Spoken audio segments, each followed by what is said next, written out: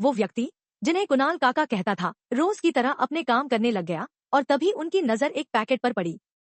जब काका ने पैकेट खोल के देखा तो वह हैरान रह गए, क्योंकि पैकेट में किसी लड़की के कपड़े थे। कुछ देर बाद कुणाल भी सिर पकड़ते हुए अपने कमरे से बाहर आया और बोला, काका मुझे जरा एक गिलास नींबू पानी दे दीजिए। शायद कल पार्टी में कुछ ज्यादा ही पी लिया था, अब सिर दर्द से फटा जा रहा है। काका ने जवाब दिया, वो तो मैं आपको दे दूंगा कुणाल बाबा, लेकिन ये बताइए ये किसका है। उन्होंने वह पैकेट कुणाल की ओर बढ़ाते हुए कहा।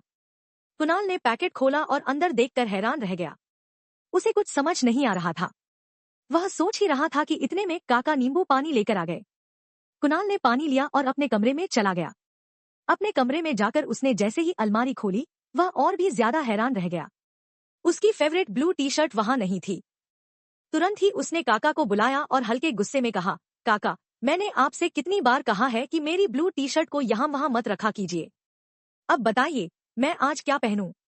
दिन की शुरुआत ही खराब हो गई है। यह कहते हुए उसने सिर पकड़ लिया।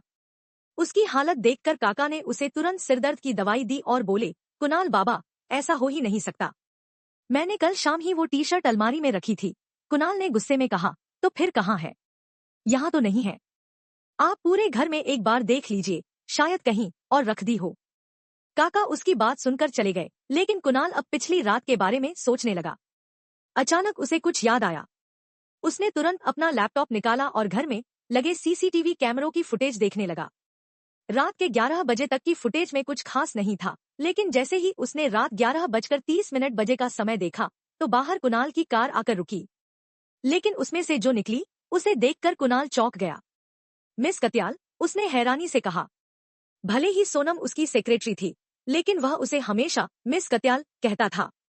उसने फुटेज में देखा कि सोनम ने उसे अपनी पीठ पर उठाया हुआ था। यह देखकर वह और भी ज्यादा हैरान हो गया। वह मन ही मन सोचने लगा, ये लड़की कुछ भी कर सकती है। धीरे धीरे उसने पूरी फुटेज देखी। उसने देखा कि उसने सोनम को जबरदस्ती किस किया था और फिर सोनम ने उसे थप्पड़ मारा था। यह देखकर उसे खुद पर गुस्सा और सोनम की हरकत पर हंसी आ रही थी। पूरी फुटेज देखने के बाद उसे यह भी याद आ गया कि उसकी फेवरेट ब्लू टी शर्ट कहाँ गई। इतने में काका वहां आ गए और बोले, बाबा मैंने पूरे घर में देख लिया, लेकिन वह टी शर्ट कहीं नहीं मिली। सॉरी काका, वो मैंने ही किसी को दी है।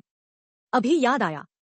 आप बस मेरा नाश्ता बना दीजिए, मुझे ऑफिस के लिए देर हो रही है, कुणाल ने फटाफट कहा।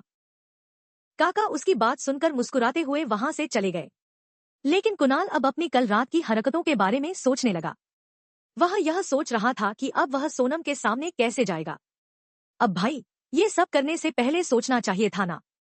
वहीं दूसरी ओर सोनम जब घर पहुंची तो उसे बहुत नींद आ रही थी। रात भर बैठे बैठे सोने की वजह से उसके पूरे शरीर में दर्द हो रहा था। उसका मन सोने का कर रहा था, लेकिन उसे पता था कि अगर वह सो गई तो फिर पूरे दिन सोती ही रह जाएगी। कोई और दिन होता तो वह आज की छुट्टी लेकर आराम कर लेती, लेकिन आज ऐसा करना संभव नहीं था। आज ऑफिस में कुणाल की एक महत्वपूर्ण मीटिंग थी, जिसमें उसका रहना जरूरी था। इसलिए उसने तय किया कि वह अभी सोएगी नहीं और तैयार होकर ऑफिस के लिए निकल गई। उधर ऑफिस में लोग धीरे धीरे आना शुरू कर चुके थे। सोनम भी आज कुछ ज्यादा जल्दी पहुंच गई थी। उसने सोचा कि ऑफिस में कुछ देर आराम कर लेगी, लेकिन वह जैसे ही आराम करने की सोच रही थी, उसकी एक सहकर्मी जो उसी ऑफिस में काम करती थी, कई फाइलें लेकर आई और बोली, हे सोनम, इन फाइलों को समझने में मेरी मदद कर दो। तुम्हें पता है न, कुणाल सर को हर काम परफेक्ट चाहिए। अगर कोई गलती हुई तो वह मुझे नौकरी से निकाल देंगे। यार प्लीज मेरी मदद कर दो।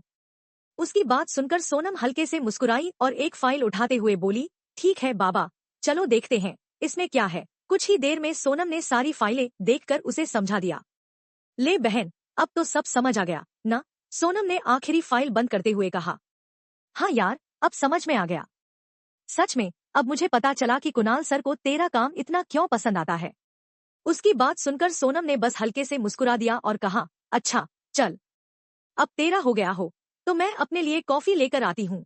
सोनम कॉफी ले ही रही थी कि तभी किसी ने मजाक में कहा, हे चश्मिश, लगता है कि तुम्हारी पार्टी कल पूरी रात चली है।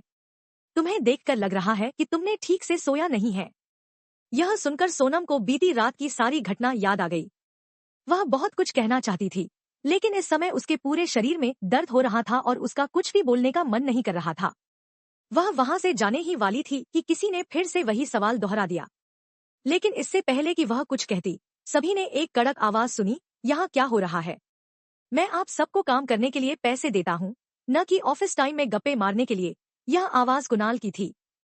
वह अभी अभी ऑफिस पहुंचा था और आते ही उसने वह सब सुन लिया था जो सोनम से कहा जा रहा था। सब सुनने के बाद उसे भी बीती रात की घटनाएं याद आ गईं। और आप, मिस कत्याल, तुरंत मेरे केबिन में आइए, इतना कहकर वह वहां से चला गया। कुछ ही देर में सोनम कुणाल के केबिन के बाहर खड़ी थी, लेकिन अंदर जाने की हिम्मत नहीं कर पा रही थी। उसने खुद को शांत करते हुए सोचा, क्या पता सर को कुछ याद ही न हो। फिर उसने हिम्मत जुटाई और केबिन के अंदर गई। गुड मॉर्निंग सर, आपने मुझे बुलाया था? जी मिस कत्याल, वो मैं, कुणाल थोड़ा झिझकते हुए बोला। मेरा मतलब है, मुझे आपसे कुछ बात करनी थी। सोनम ने कहा, जी सर, बताइए। वैसे आज आपकी मिस्टर बजाज के साथ 11:30 बजे मीटिंग है और लंच भी उनके साथ है। फिर 2 बजे मिस्टर भाटिया से भी मिलना है। वह लगातार कुणाल को उसकी दिन भर की मीटिंग्स के बारे में बता रही थी।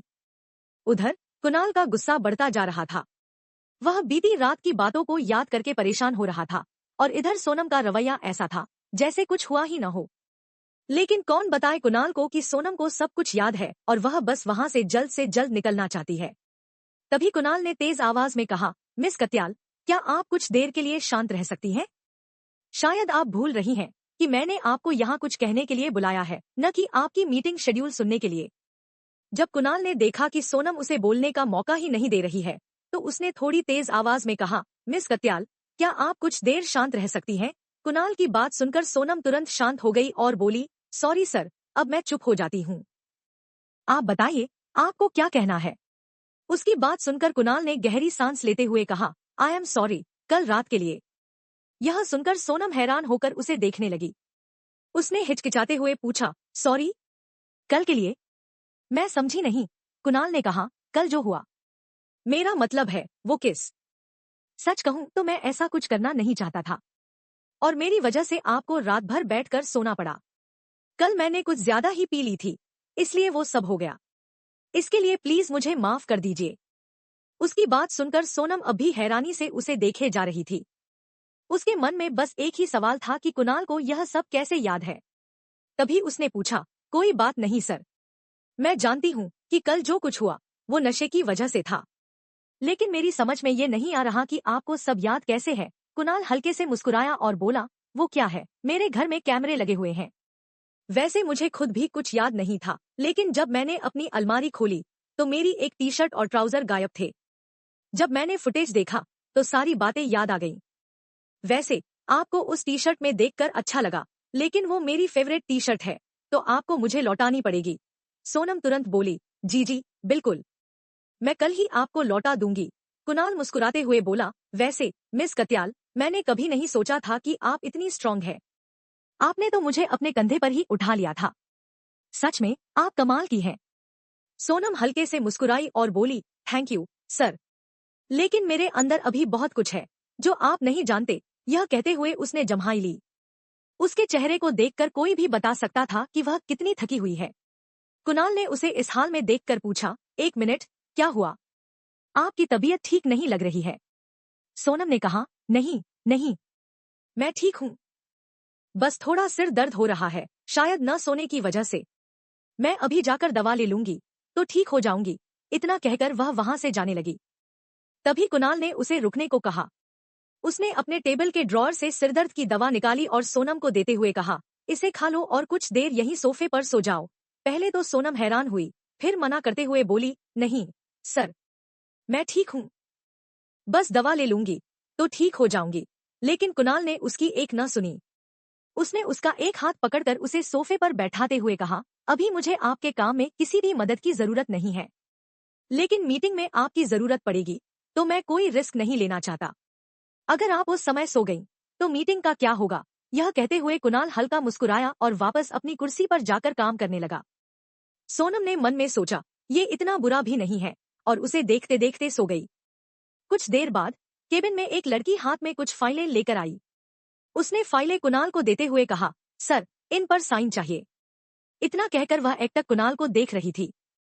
तभी उसकी नजर सोफे पर सो रही सोनम पर पड़ी। और उसकी आंखें बड़ी हो गईं। वह हैरान थी क्योंकि आज तक कुणाल के केबिन में कोई भी लड़की बिना काम के नहीं आई थी और यहाँ सोनम सो रही थी।